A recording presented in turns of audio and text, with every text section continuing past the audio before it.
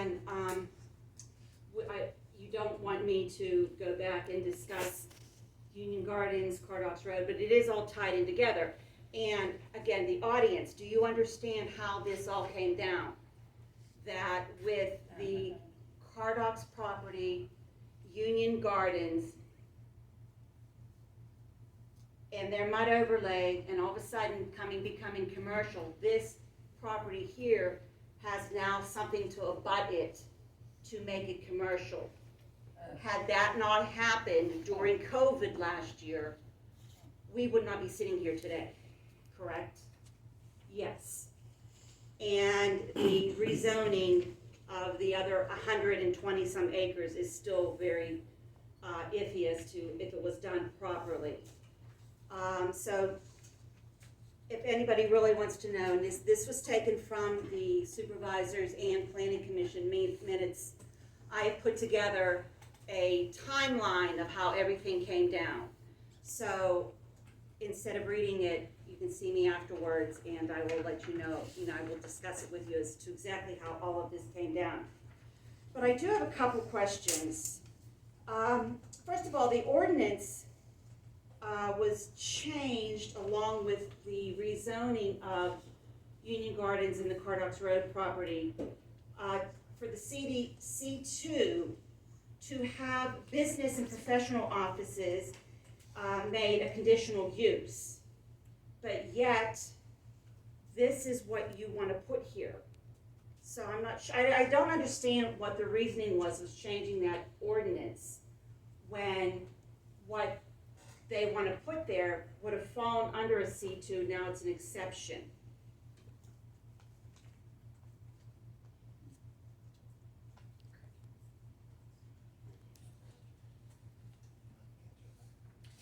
Just so we're clear, their request is to change this to a C2.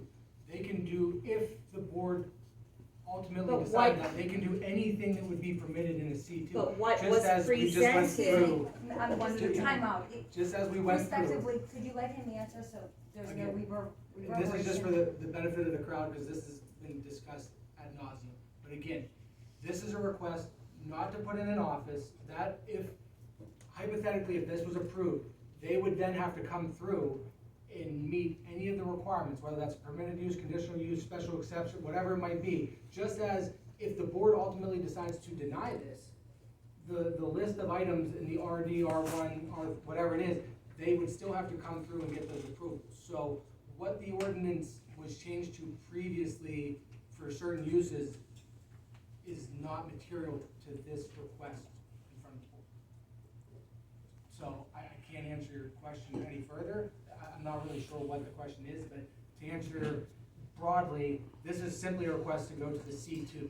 Any use in the C2 would be permitted there, not just an office or whatever. They could change tomorrow. If the board approved this tonight or tomorrow, the next day they could come in and say, we want to do whatever that is that's permitted in the C2. So, it's nice to have a general idea of what they want to do, but zoning, when you make that zoning change, if that property is zoned and changed to C2, it allows anything that is permitted in the C2. It's not just what they have conceptualized. Just as right now, if it does not get changed, they're permitted to do any of those items that were just listed, plus the ones that are in the R1, R3. There's a myriad of lists of uses that they could come through. And that would be a separate matter that would have to get reviewed. They would have to meet the performance standards, whether it's conditional use, permitted use, special exception. So I tried to answer it that way, but I don't know. I'm not going to go back and try and understand what the rationale thinking of was an ordinance that was adopted by a board a year and a year ago. all right, so you had proposed flex businesses, correct? Flex business offices. Yes. All right, so, through the grapevine, I've heard that that property wants to be developed with storage units. So is flex business offices basically another term for I'm not interested storage in units? making any storage units. We're not interested in doing storage units. Have you received a highway Well, occupancy? you can't answer. Okay. Pardon? Have you received a highway occupancy for Brownsville Road through the state?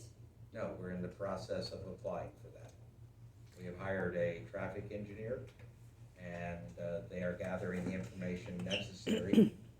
Part of the application requires us to identify the trip generation, and therefore, we're waiting for the rezoning to determine what the trip generation will be. And as a previous member of the planning commission, one of our tasks was not to approve anything until we had all permits.